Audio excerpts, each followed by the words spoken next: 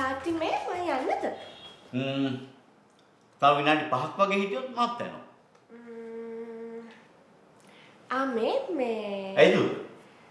නෑ එක්කම එළියෙන් ඉන්නම්කෝ. මේ දුව පොඩ වාඩි වෙන්නකෝ.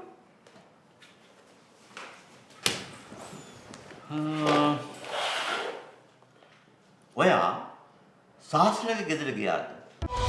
බලය ජවයේ ශක්තිය පිරි අපේම පානය නෙස්ටමෝල්ට්.